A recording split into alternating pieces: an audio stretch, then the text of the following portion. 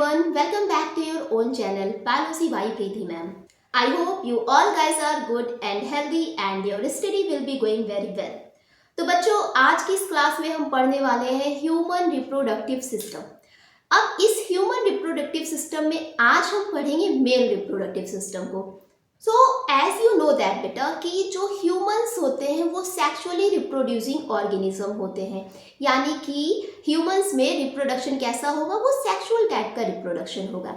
And they are viviparous organism, यानी कि ये एक fully matured fully formed young one को रिप्रोड्यूस करते हैं। ठीक, अब ह्यूमन में कुछ बेटा रिप्रोडक्टिव इवेंट्स होते हैं, क्योंकि जो ह्यूमंस होते हैं बेटा ये एडवांस टाइप के ऑर्गेनिज्म है, यानी कि इनमें रिप्रोडक्शन भी बहुत ही एडवांस टाइप का होगा वो और स्टेजेस में होगा। बहुत सारे इवेंट्स इसमें पाए जाते हैं, जैसे कि गैमेटोजेनेसिस। अब क्योंकि जो सेक्सुअल रिप्रोडक्शन होता है तो इसमें मेल और फीमेल दो ऑर्गेनिज्म का इन्वॉल्वमेंट होता है। ठीक है, यानी कि दो पेरेंट इन्वॉल्व होते हैं। ठीक, अब बेटा ये दोनों पेरेंट गैमेट का फॉर्मेशन करते हैं, तो formation of gamete is called gametogenesis. ठीक है, तो बेटा जो मेल है तो मेल को हम डिनोट कर सकते हैं इस सिंबल से। ठीक है, तो जो मेल है बेटा ये फॉर्मेशन करेंगे स्पर्म का। ठीक है, तो जो स्पर्म है ये मेल गैमेट है। ठीक, जबकि जो फीमेल होती है बेटा ये फॉर्मेशन करती है ओवम का। ठीक है, तो ओवम इज फीमेल गैमेट। ठीक, अब गैमेट बन गया। ठीक, अब गैमेट बनने के बाद की प्रोसेस होती है बेटा इंसेमिनेशन। इंसेमिनेशन में क्या होता है कि transfer of sperm into female genital tract, यानी कि जो मेल गैमेट है यानी स्पर्म, अब इसका ट्रांसफर होता है फीमेल जेनिटल ट्रैक्ट में। अब फीमेल जेनिटल ट्रैक्ट में जब स्पर्म पहुंचता है, ठीक, तो यानी कि अब वो ओवम से मिल जाता है, तो इसके बाद का जो इवेंट होता है वो होता है बेटा फर्टिलाइजेशन, यानी कि fusion of male and female gamete, यानी कि बेटा स्पर्म, ठीक, और ओवम के फ्यूजन को हम बोलते हैं फर्टिलाइजेशन। इस फर्टिलाइजेशन से क्या बनता है, जाइगोट। ठीक है, क्या बनेगा, जाइगोट। अब बेटा जाइगोट बन गया, अब इसके बाद जो इवेंट आता है वो आता है इम्प्लांटेशन, यानी कि जो जाइगोट बना इसका इम्प्लांटेशन हो गया। ठीक, आफ्टर इम्प्लांटेशन इवेंट आता है जेस्टेशन का।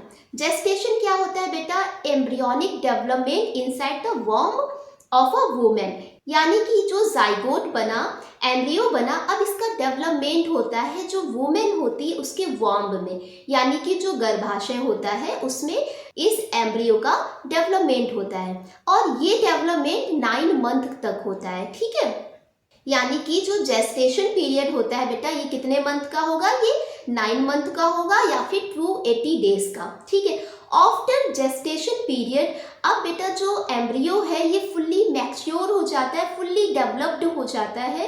अब 9 मंथ के बाद जो एम्ब्रियो होता है यानी जो बेबी होता है ये रेडी टू डिलीवर होता है। ठीक है, यानी कि अब इसका डिलीवरी हो सकती है। ठीक, तो आफ्टर 9 मंथ डिलीवरी होती है और एक नया यंग वन प्रोड्यूस होता है। ठीक है, तो ये बेटा कुछ रिप्रोडक्टिव इवेंट्स हो गए जो कि ह्यूमन में होते हैं। नाउ अब हम बात करेंगे मेल रिप्रोडक्टिव सिस्टम को। अब बेटा चाहे मेल रिप्रोडक्टिव सिस्टम हो चाहे फीमेल रिप्रोडक्टिव सिस्टम हो, तो इनमें बेटा दो टाइप के सेक्स ऑर्गन होते हैं, एक प्राइमरी सेक्स ऑर्गन और एक सेकेंडरी सेक्स ऑर्गन। ठीक, तो जो प्राइमरी सेक्स ऑर्गन होते हैं बेटा इसमें क्या होता है, गैमेटोजेनेसिस होता है और सेक्स हार्मोन्स होते हैं, और इसमें आ जाता है आपका टेस्टिस। ठीक है, इसमें क्या आएगा आपका टेस्टिस, यानी कि जो प्राइमरी सेक्स ऑर्गन है हमारा वो क्या होगा, वो टेस्टिस होगा। ठीक है, अब ये जो प्राइमरी सेक्स ऑर्गन है यानी कि टेस्टिस, ये क्या करेगी, ये गैमेट का फॉर्मेशन करेगा, यानी कि स्पर्म बनाएगा। ठीक है, और अब ये स्पर्म बन गए, अब इनके डेवलपमेंट के लिए कुछ हार्मोन भी जरूरी है। ठीक है, तो कुछ हार्मोन भी रिलीज करता है। अब बात करेंगे मेल रिप्रोडक्टिव हार्मोन कौन सा होता है, तो ये होता है बेटा टेस्टोस्टेरोन। ठीक है, क्या होता है, टेस्टोस्टेरोन। ठीक है, now comes to secondary sex organ. तो बेटा सेकेंडरी सेक्स ऑर्गन का काम होता है कंडक्शन यानी ट्रांसपोर्टेशन करना, मतलब जो स्पर्म बना है इसको ट्रांसफर करना, ठीक है, इसको ट्रांसपोर्ट करना।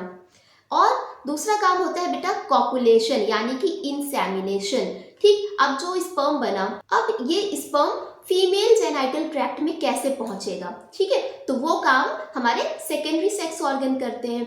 अब सेकेंडरी सेक्स ऑर्गन में क्या क्या ऑर्गन आते हैं, तो बेटा इसमें आते हैं आपकी कुछ एसेसरी डक्ट, जिसमें आ जाती है vasa efferentia, epididymis, vasa deferens and rete testis, ठीक है। तो ये आपके हो गए एसेसरी डक्ट। और इसमें कुछ बेटा एसेसरी ग्लैंड पाई जाती हैं। अब ये जो ग्लैंड होती हैं कुछ ना कुछ सेक्रीशन करेंगी, ठीक है, जिसमें आती है आपकी seminal vesicle, prostate gland and bulbourethral gland, ठीक। अब सेकेंडरी सेक्स ऑर्गन जो होता है इसमें आता है बेटा पीनस, ठीक है, क्या आएगा बेटा पीनस, ठीक। तो अब सबसे पहले हम पढ़ेंगे प्राइमरी सेक्स ऑर्गन यानी टेस्टिस के बारे में। तो बेटा जो टेस्टिस होती है ये एब्डोमिनल कैविटी के आउटसाइड और एक पाउच में प्रेजेंट होती है और इस पाउच को बोलते हैं स्क्रोटम, ठीक है, दिस इज द स्क्रोटम, ठीक है। तो यहीं पे प्रेजेंट होती है टेस्टिस, ठीक है, ये टेस्टिस प्रेजेंट है। अब बेटा जो स्क्रोटम होता है, this scrotum maintains the low temperature of the testis approx 2 to 2.5 degree Celsius lower than the normal body of temperature. मतलब कि जो स्क्रोटम होता है बेटा ये टेस्टिस के टेम्परेचर को हमारी बॉडी के टेम्परेचर से 2 से 2.5 डिग्री सेल्सियस तक लो करके रखता है, ठीक है। क्यों, इसका रीजन क्या है, क्योंकि बेटा जो टेस्टिस है तो इनके स्पर्म फॉर्मेशन के लिए जो इनको टेम्परेचर चाहिए वो बॉडी के टेम्परेचर से 2 से 2.5 डिग्री सेल्सियस लो चाहिए, ठीक है। अगर टेम्परेचर ज़्यादा होगा तो स्पर्म का फॉर्मेशन नहीं हो पाएगा, ठीक है। और स्पर्म के फॉर्मेशन को क्या बोलते हैं बेटा स्पर्मेटोजेनेसिस, ठीक है, क्या बोलेंगे स्पर्मेटोजेनेसिस। अब बेटा जो टेस्टिस है, ठीक है, ये बनती तो एब्डोमिनल कैविटी में है, लेकिन बेटा ये एब्डोमेन से 7 मंथ ऑफ जेस्टेशन पीरियड ये बाहर आ जाती है स्क्रोटम में, ठीक है। यानी कि जब बच्चा माँ के पेट में होता है, ठीक है, तो आफ्टर 7 मंथ, ठीक, जैसे ही बच्चा 7 महीने का हुआ तो जो टेस्टिस होती है वो उसके एब्डोमेन से बाहर आके वो पहुंच जाती है स्क्रोटम में। तो बेटा इस डायग्राम में समझिए कि आफ्टर 7 मंथ जो टेस्टिस होती है ये बेटा एब्डोमेन से डिसेंड होके इंग्यूनल कैनाल की हेल्प से ये आ जाती है स्क्रोटम में, ठीक है। ये कहाँ आ जाती है स्क्रोटम में। तो ये चीज समझ में आई आपको कि जो टेस्टिस है इनका प्रोडक्शन तो एब्डोमेन में होगा, लेकिन आफ्टर 7 मंथ ये टेस्टिस इंग्यूनल कैनाल की हेल्प से स्क्रोटम में पहुंच जाती हैं, ठीक। लेकिन कई केसेस में बेटा अगर टेस्टिस स्क्रोटम में ना डिसेंड हो पाए, ठीक है, यानी कि एब्डोमेन से स्क्रोटम तक नहीं पहुंच पाती हैं, तो उस कंडीशन को बेटा बोलते हैं क्रिप्टोर्किडिज्म, ठीक है। मतलब कि failure of testis to descend from abdomen to scrotum is called cryptorchidism, ठीक। तो बेटा जो ऐसे पर्सन जिनमें जो टेस्टिस है वो एब्डोमेन से स्क्रोटम में नहीं पहुंच पाती है, तो ऐसे पर्सन बेटा इनफर्टाइल होंगे। कैसे होंगे, इनफर्टाइल होंगे, ठीक। अब देखो बच्चों कि जो स्क्रोटम होता है ये तो हमारे जो टेस्टिस होती है इनके टेम्परेचर को लोअर करके रखता है, बॉडी के टेम्परेचर से 2 से 2.5 डिग्री सेल्सियस लोअर करके रखता है। लेकिन कुछ केसेस में जब ये स्क्रोटम टेस्टिस के टेम्परेचर को लो नहीं कर पाता है, ठीक है, तब ऐसी कंडीशन में क्या होता है कि जो टेस्टिस होती है इनमें बेटा 2 टाइप्स की मसल पाई जाती हैं, ठीक है। It maintains temperature according to atmosphere. तो ये टेस्टिस के टेम्परेचर को एटमॉस्फेयर के अकॉर्डिंग मेंटेन करके रखती हैं। तो इसमें आ जाती है बेटा cremaster muscle and dartos muscle. तो ये आपको ध्यान रखनी है। नाउ बच्चों we will talk about LS of testis. Testis का लॉन्गिट्यूडिनल सेक्शन। तो सबसे पहले की जो टेस्टिस होती है बेटा ये ओवल शेप में होती है। कैसी होती है, ये ओवल शेप में होती है और इनकी जो लेंथ होती है वो 4 to 5 सेंटीमीटर होती है, जबकि विड्थ होती है इनकी 2 to 3 सेंटीमीटर। और ये जो टेस्टिस होती है बेटा इसमें एक डेंस कवरिंग होती है और इस कवरिंग को बोलते हैं बेटा ट्यूनिका एल्ब्यूजिनिया, ठीक है। क्या बोलेंगे, ट्यूनिका एल्ब्यूजिनिया, ठीक है। तो ये क्या है लेयर, ट्यूनिका एल्ब्यूजिनिया। अब बेटा जब हम इसका लॉन्गिट्यूडिनल सेक्शन कट करते हैं तो इसमें क्या होता है, 250 कंपार्टमेंट होते हैं और इन 250 कंपार्टमेंट को बोलते हैं टेस्टिकुलर लोब्यूल्स या फिर टेस्टिकुलर ट्यूब्यूल्स। अब इन सभी लोब्यूल्स में बेटा 1 से 3 हाईली क्वाइल्ड स्ट्रक्चर प्रेजेंट होता है which is known as seminiferous tubule. ठीक है, यानी कि जो टेस्टिस है जब इसका लॉन्गिट्यूडिनल सेक्शन कट करते हैं तो टेस्टिस में 250 लोब्यूल होते हैं और हर एक लोब्यूल में प्रेजेंट होता है 1 से 3 highly coiled structure which is seminiferous tubule. अब बेटा जो सेमिनिफेरस ट्यूब्यूल होते हैं इन्हीं में ही बनता है स्पर्म। ठीक है, यानी कि प्रोडक्शन ऑफ स्पर्म कहाँ पे होगा, सेमिनिफेरस ट्यूब्यूल में होगा। तो ये चीज आपको ध्यान रखनी है। अब बेटा ये जो सेमिनिफेरस ट्यूब्यूल है, अब इनके अंदर 2 टाइप की सेल पाई जाती हैं जो कि जर्म सेल होती है और सर्टोली सेल होती है। अब ये जो जर्म सेल है, ठीक, इस जर्म सेल का बेटा मियोटिक डिवीजन होगा और ये क्या बनाएगा, स्पर्म बनाएगा, जबकि जो सर्टोली सेल्स होती हैं ये स्पर्म को न्यूट्रिशन प्रोवाइड कराती हैं। ठीक है, तो जर्म सेल और सर्टोली सेल इन दोनों को भी आपको ध्यान रखना है। ये दोनों सेल किस में प्रेजेंट होंगी, ये प्रेजेंट होंगी सेमिनिफेरस ट्यूब्यूल में और जो जर्म सेल होगा इसी में ही मियोटिक डिवीजन होगा और स्पर्म बनेगा, जबकि जो सर्टोली सेल है ये क्या करेगा, ये स्पर्म को न्यूट्रिशन प्रोवाइड कराएगा। ठीक है, तो ये चीज आपको ध्यान रखनी है। अब बेटा जो सेमिनिफेरस ट्यूब्यूल होते हैं इनकी आउटर साइड प्रेजेंट होती है कुछ इंटरस्टेशियल स्पेसेस और इन इंटरस्टेशियल स्पेसेस में कुछ ब्लड वेसल्स होती हैं और लेडिक सेल्स होती हैं and these Leydig cells synthesize and secrete the testicular hormone called androgen. ये जो लेडिक सेल्स है ये टेस्टिकुलर हार्मोन सेक्रेट करेंगे जिसे बोलते हैं एंड्रोजन। तो ये भी आपको ध्यान रखना है कि जो एंड्रोजन हार्मोन है इसका सेक्रेशन कौन सेल्स करती हैं, तो your answer must be Leydig cells. ठीक है, अब इस डायग्राम में समझिए बेटा कि टेस्टिस है, ओवल इन शेप है। अब इस टेस्टिस में 250 कंपार्टमेंट होते हैं और हर एक कंपार्टमेंट में 1 to 3 सेमिनिफेरस ट्यूब्यूल्स होती हैं। ठीक, अब इस सेमिनिफेरस ट्यूब्यूल्स में प्रेजेंट होती है 2 टाइप की सेल। ठीक है, इसके इनर साइड प्रेजेंट होंगी 2 टाइप्स की cell which is germ cell and Sertoli cell और इसके आउटर साइड जो प्रेजेंट होंगी वो प्रेजेंट होंगी बेटा लेडिक सेल्स और कुछ ब्लड वेसल्स प्रेजेंट होंगी। ठीक है, तो ये है हमारी blood vessels and these are Leydig cells. ठीक, तो ये हो गया टेस्टिस का लॉन्गिट्यूडिनल सेक्शन। नाउ बच्चों अब एक टर्म आता है castration. Castration is a technique of removal testis. ठीक है, यानी कि जो कैस्ट्रेशन है ये एक तरीके की टेक्निक होती है जिसमें कि मेल की बॉडी से टेस्टिस को रिमूव कर दिया जाता है। ठीक है, removal of testis is called castration. और ये क्यों किया जाता है, तो देखिए बेटा जो कैस्ट्रेशन प्रोसेस होती है ये की जाती है आपकी बुल में, यानी कि जो बुल है जो कि बहुत ही ज़्यादा एग्रेसिव नेचर का है, इसको एक डोसाइल और अपने काम के यूज के लिए इसके टेस्टिस को रिमूव कर दिया जाता है। अब क्योंकि जो टेस्टिस होती हैं ये सेक्रीट करती हैं टेस्टोस्टेरोन हार्मोन।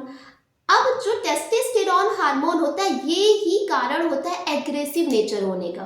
ठीक है, अगर कोई बुल है, ठीक है, तो उसके बॉडी से अगर हम टेस्टिस को रिमूव कर देंगे तो उसका एग्रेसिवनेस खत्म हो जाएगा, तो वो बुल चेंज हो जाएगा ऑक्स में, जो कि हम अपने किसी भी खेती किसानी में यूज कर सकते हैं। ठीक है, तो कैस्ट्रेशन समझ में आ गया आपको। ठीक, अब कुछ एनिमल ऐसे होते हैं बेटा जिनमें की जो टेस्टिस होती है वो एब्डोमेन के अंदर प्रेजेंट होती है। ठीक है, जैसे कि एग्जांपल में आपके आ जाते हैं elephant, aquatic mammals. Aquatic mammal में आपके आ जाएंगे व्हेल, डॉल्फिन एंड सील। तो ये कुछ एनिमल ऐसे हैं जिनमें जो टेस्टिस होती है वो एब्डोमेन के अंदर प्रेजेंट होती हैं। ठीक है, बाहर नहीं प्रेजेंट होंगी। जबकि कुछ बेटा ऐसे एनिमल होते हैं जो कि सीजनल ब्रीडिंग करते हैं और जब ये ब्रीडिंग के टाइम ही अपनी टेस्टिस को एब्डोमेन से बाहर निकालते हैं और जैसे ही ब्रीडिंग टाइम कंप्लीट हुआ और वो अपनी टेस्टिस को दोबारा एब्डोमेन में इंसाइड कर लेते हैं। ठीक है, तो इसका एग्जांपल हो जाएगा बेटा बैट। तो जो बैट होता है इसमें सीजनल ब्रीडिंग होती है और ये ब्रीडिंग के टाइम ही अपनी टेस्टिस को बाहर निकालता है और इसके बाद ब्रीडिंग होने के बाद अपनी टेस्टिस को एब्डोमेन के अंदर कर लेता है। तो ये चीज आपको समझ में आ गई। Now we will discuss about secondary sex organ. अब बेटा जो सेकेंडरी सेक्स ऑर्गन होते हैं इनमें प्रेजेंट होती है कुछ एक्सेसरी डक्ट, कुछ रेटिटेस्टिस होती है, वासा इफ्रेंसिया होता है, एपिडिडाइमस होता है और वासा डिफरेंस होता है। The intratesticular duct system starts with tubuli recti which are short, straight and segment of the seminiferous tubules।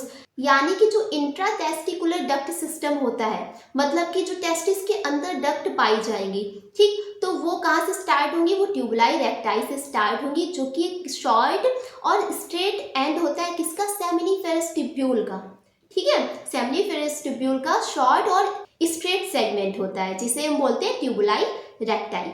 These tubules connect the seminiferous tubules to the highly coiled structure called retetestis। अब ये जो seminiferous tubule है ये एक highly coiled structure बना लेते हैं जिसे बोलते हैं बेटा retetestis, ठीक है, जिसे ही क्या बोलते हैं, retetestis। अब बेटा इस retetestis से 10 to 15 फाइन tubules arise होती हैं जिन्हें बोलते हैं वासा इफ्रेंसिया, ठीक है, इसे ही क्या बोलेंगे, वासा इफ्रेंसिया। अब बेटा जो रेटिटेस्टिस है इन्होंने वासा इफ्रेंसिया बना लिया, ठीक।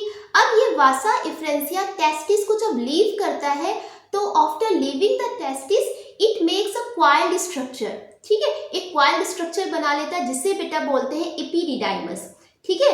और this epididymis is a temporary storage of sperm. जो ये एपिडिडाइमस होता है इसमें टेम्परेरी फॉर्म में स्पर्म स्टोर रहता है, ठीक। तो ये देखिए ये क्या है हमारा एपिडिडाइमस, ठीक है, दिस इज एपिडिडाइमस। और जो एपिडिडाइमस होता है इसके 3 पार्ट होते हैं, head, body and tail. And now this epididymis leads to vasa deferens. ये जो एपिडिडाइमस है बेटा ये वासा डिफरेंस तक पहुंचता है। अब वासा डिफरेंस में पहुंचने के बाद it that descend to the abdomen and loops over the urinary bladder. मतलब कि ये एपिडिडाइमस वासा डिफरेंस तक पहुंचा, ठीक है, इसके बाद ये एब्डोमेन पे पहुंचा। अब एब्डोमेन के बाद ये यूरिनरी ब्लैडर में एक लूपिंग कर लेता है, ठीक है। अब बेटा ये यूरिनरी जो ब्लैडर है ये सेमिनल वेसाइकल से कुछ डक्ट को रिसीव करता है और एक इजाकुलेटरी डक्ट बना लेता है, समझ रहे हैं, यानी कि जो यूरिनरी ब्लैडर है ये सेमिनल वेसाइकल से इसने एक डक्ट रिसीव किए और ये बना लेता है इजाकुलेटरी डक्ट। और ये ejaculatory duct runs through the prostate and opens into urethra.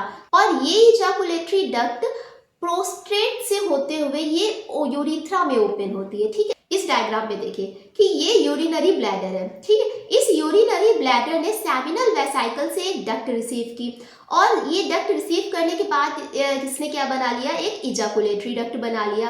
अब बेटा ये इजाकुलेटरी डक्ट ये प्रोस्टेट से होते हुए कहाँ पहुंचता है, ये ओपन होता है बेटा यूरिथ्रा में, ठीक है। तो ये क्या है, यूरिथ्रा, ये यूरिथ्रा में ओपन हो जाता है। And this urethra receives the duct of prostate gland and bulbourethral gland. ये जो यूरिथ्रा है ये बेटा प्रोस्टेट ग्लैंड की जो डक्ट आती है उनको रिसीव करता है और बल्बोयूरिथ्रल ग्लैंड को रिसीव करता है। And this runs through the penis to its external opening called urethral meatus. मतलब कि जो यूरिथ्रा है इसने प्रोस्टेट ग्लैंड की डक्ट को और बल्बोयूरिथ्रल ग्लैंड की डक्ट को रिसीव किया, ठीक। इसके बाद ये पहुंचता है पीनस तक, ठीक है, और पीनस की ओपनिंग जो होती है ये यूरिथ्रल मेटस तक पहुंचता है, ठीक है बच्चों। ये चीज समझ में आ गई आपको। नाउ बच्चों अब एक सीक्वेंस देख लेते हैं हम कि किस तरीके से स्पर्म का प्रोडक्शन हुआ और कैसे कैसे वो आगे फर्दर पहुंचा, ठीक है। तो देखिए बच्चों कि जो इंट्राटेस्टिकुलर जेनाइटल डक्ट कौन सी होती है और एक्स्ट्रा टेस्टिकुलर डक्ट सिस्टम क्या होता है। तो जो बेटा इंट्राटेस्टिकुलर जेनाइटल डक्ट सिस्टम होता है यानी कि टेस्टिस के अंदर जो डक्ट पाई जा रही है, ठीक है, तो उनमें आ जाती है आपकी सेमिनिफेरस ट्यूब्यूल, ट्यूबुलाई रेक्टाई, रेटिटेस्टिस और डक्टिलाई इफ्रेंटिस। अब बेटा जो सेमिनिफेरस ट्यूब्यूल है इसमें ही फॉर्मेशन होता है स्पर्म का, ठीक है। अब यहाँ पे स्पर्म बन गया। इसके बाद ये ट्यूबुलाई रेक्टाई से होते हुए पहुंचता है बेटा रेटिटेस्टिस में, रेटिटेस्टिस से पहुंचता है डक्टिलाई इफ्रेंस में। अब इस डक्टिलाई इफ्रेंस से होते हुए पहुंचता है बेटा स्पर्म वासा इफ्रेंसिया में, ठीक है। अब वासा इफ्रेंसिया से पहुंचता है बेटा एपिडिडाइमस में और एपिडिडाइमस से होते हुए पहुंच जाता है वासा डिफरेंस में। तो ये स्पर्म का पाथवे है जो कि आपको ध्यान रखना है, ठीक, ये चीज आपको समझ में आ गई।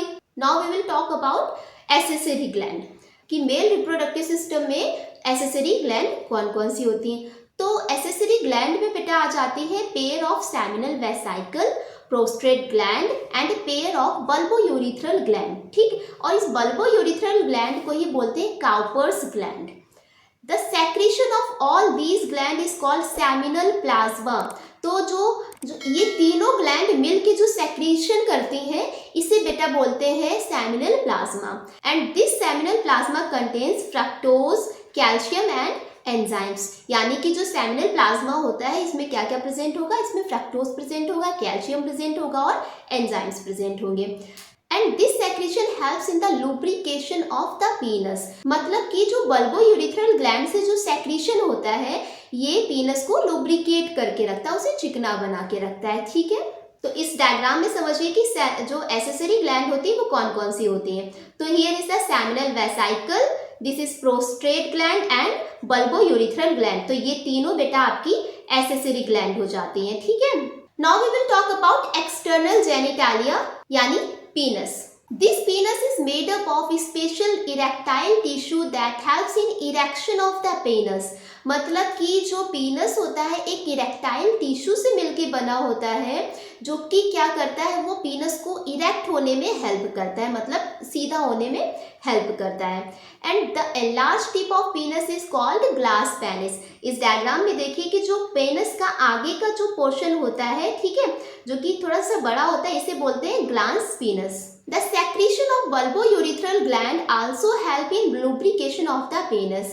जो bulbourethral gland है जो कि एक्सेसरी ग्लैंड है, तो ये जो सेक्रेशन करती हैं ये इस पेनिस को लुब्रिकेट करके रखती हैं। ठीक है, and it is covered by a loose fold of skin called foreskin और परप्यूस। जो पेनिस होता है ये एक ब्लैक डेंस कवरिंग से कवर्ड रहता है जिसे बोलते हैं परप्यूस या फिर फोरस्किन। ठीक, अब बेटा इस पेनिस में ही एक सर्जिकल टर्म आता है विच इज सर्कमसीजन, यानी कि रिमूवल ऑफ परप्यूस। जो पेनिस की आउटर लेयर होती है इसे रिमूव कर दिया जाता है, इसे ही बोलते हैं हम सर्कमसीजन। तो बच्चों यहाँ से हमारा मेल रिप्रोडक्टिव सिस्टम कंप्लीट होता है और आई होप आपको सारी चीज़ें समझ में आई होंगी। अगर आपको कोई पॉइंट रह गया है, कोई डाउट रह गया है तो उसे कमेंट बॉक्स में मेंशन करें। और बच्चों नेक्स्ट वीडियो में हम पढ़ेंगे फीमेल रिप्रोडक्टिव सिस्टम को। तो अगर अभी तक आपने चैनल को सब्सक्राइब नहीं किया है तो चैनल को सब्सक्राइब कर लीजिए, वीडियो को लाइक कर दीजिए और इसे अपने फ्रेंड के साथ शेयर कर दीजिए। तो पढ़ते रहिए, मस्त रहिए।